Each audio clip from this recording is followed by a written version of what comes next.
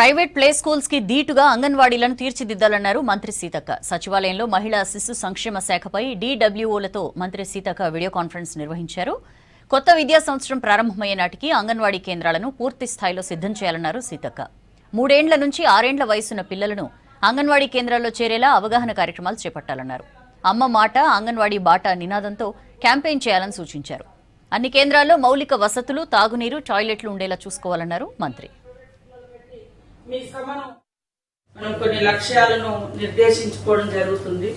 Anganwadi centres ను బలోపేతం చేయాలని, బలమైనటువంటి పౌష్టికాహారంతో పిల్లల యొక్క ఎదుగుదలను కూడా ఇంకా ఇంప్రూవ్ చేసుకోవాలని, వీటన్నిటి మీద పర్ఫెక్ట్ గా మనం వర్క్ చేసుకోవాలి. ముఖ్యంగా అట్మాస్ఫియర్ కూడా బాగుండాల్సిన అవసరం ఉంది. మనం అంగన్వాడీ సెంటర్స్ నిర్మాణం కోసం 12 lakhs కేటాయించడం జరిగింది. అది కొన్ని చోట్ల అయింది, ఇంకా కొన్ని చోట్ల పెండింగ్ ఉంది. కాబట్టి అడిషనల్ కలెక్టర్స్ కూడా స్పెషల్ కేర్ తీసుకొని మరి ఆ కలెక్టర్స్ తో కూడా కోఆర్డినేషన్ చేసుకొని ల్యాండ్ అలొకేషన్ గాని, అదే విధంగా కేటాయించినటువంటి బిల్డింగ్స్ కూడా తొందరలో మళ్ళీ మనకు వర్షాలు వస్తాయి, పాత బిల్డింగ్లలో ఉంటే ఇబ్బంది పడతా ఉంటారు, కూలిపోతా ఉంటాయి, రకరకాల ప్రాబ్లమ్స్ ఉంటాయి.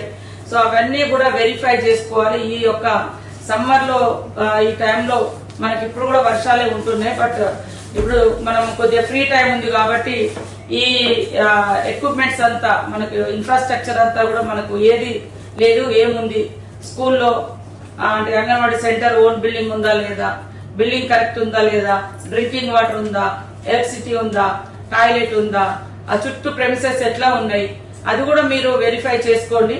తర్వాత ఈ 81 అంగన్వాడీ సెంటర్స్ పీవీటీజీ ఏరియాలోనే, ముఖ్యంగా ఆదిలాబాద్, ఉమ్మడి ఆదిలాబాద్ జిల్లా, అదే కాకుండా మరి నాగర్ కర్నూలు జిల్లాలో